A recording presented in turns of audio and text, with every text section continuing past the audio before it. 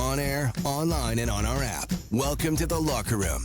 All right, Myles ran down to the car. We have beverages. We don't have what we were supposed to be taste testing today, which was the Naughty and Nice Christmas pack from Parallel 49, right? That's correct. And it's an 8-pack? 8-pack, tall cans, 4 beers, all doubled up. Okay. A lot of fun, nice Christmas warmers in there.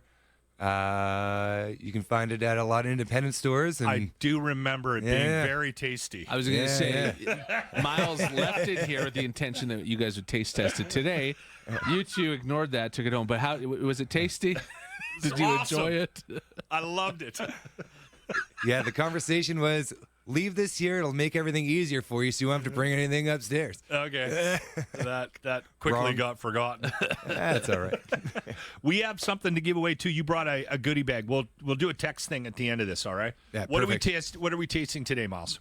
Yeah, so I don't know. The stuff I had in my car was all the troll stuff. We're doing a troll thing now. Same stuff Okay. from last time. Yeah, that's right. That's right. So Troll Juice, the juicy pale ale. It's kind of our new 6-pack.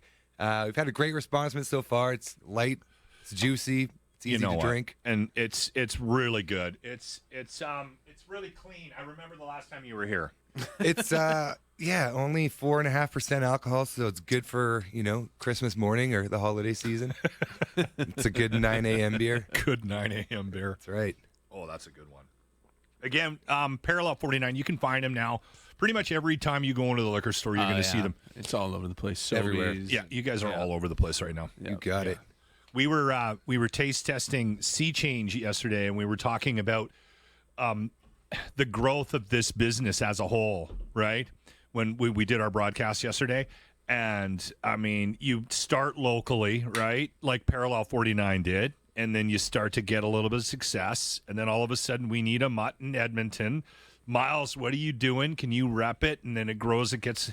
So it's kind of interesting to see the development of the craft brewery industry as a whole, Myles. It's kind of cool. It is.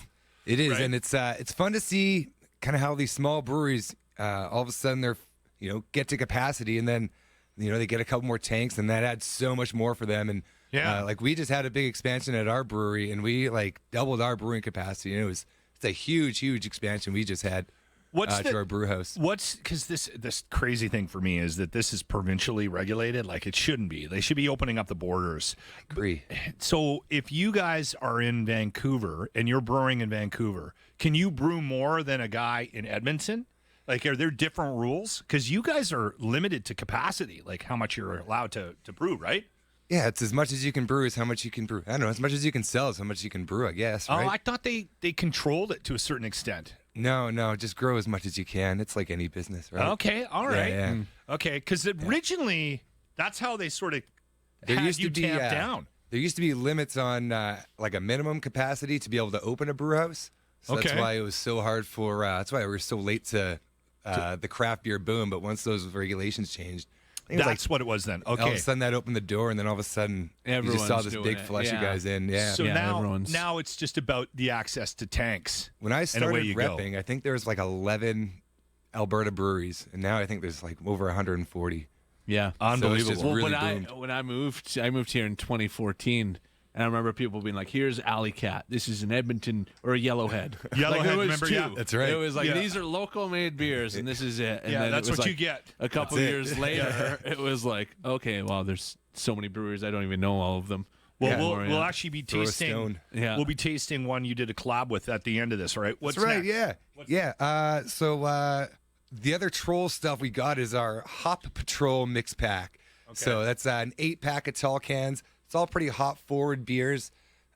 So this one here is a cold IPA. So cold IPA, it's kind of like a hoppy lager sort of an idea.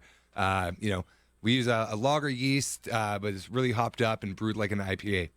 So clean and crisp, but still a hoppy finish. I like that one. Yeah, it's really nice good. and easy. That's really good. We chatted last time about you guys have non-alcoholic options, or no, not yet. No. Is there a conversation about that? Yeah, we've talked about it. I think it's such a fun growing market. To to do it properly, the brewery equipment is very expensive, so that's kind of one challenge. So you need to Okay, make I that didn't big know that. investment. So, yeah, I think you're looking at like $1 million just to get all the equipment for Wow. like the proper to do it really, really good. Yeah, there's two different ways they do it, and like one way is better. That's like right. there's where they can brew it without any booze, or where they brew it with booze and then like take out the alcohol. And So the way Yeah. to do it good is, you brew it and then you have this de-alker that Yeah. takes the alcohol out. that's the better way, and that's the ones that are like 0.5 are the ones that they've done that to, and they always taste better. And so it still costs the same to brew it. You're taxed differently because there's No no alcohol. alcohol. But then the other challenge is you're left with all this alcohol and you got to find something to do with it. His name is James P. White. And we call him the cleaner. This is the stuff we took out of the non-alcoholic stuff. Are you in? Send it here. I guess. So yeah, there's a few challenges with it. Can I put it in my tub? But it's such a growing market. You're saying you had the non-alcoholic Guinness the other day. Just yesterday, I had that. Yeah, for the First first time. Yeah. and it tasted like a Guinness. Like What do we got yeah. here? What do we got here, Myles? All right, so this is a New Zealand Pilsner. So classic Pilsner style, and then we use the Nelson Sauvin hop, which is native to New Zealand.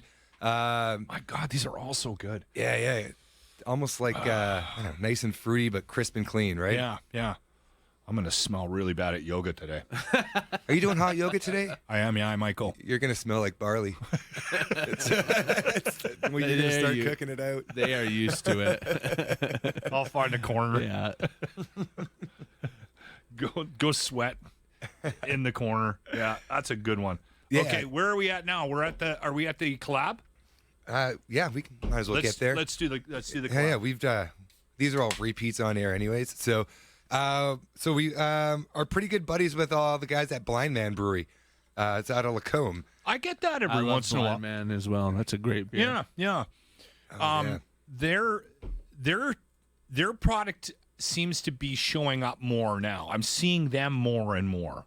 Right? It used to be one of those things where you saw them at the farmers market and you got like a 4-pack, and now I'm seeing them in the stores, right? I'm seeing them in the Sobeys and the Safeways and the stores that I frequent now. Right? Yeah, I think they got a great presence. I think they're definitely one of the top Alberta breweries out there from, the many that there are.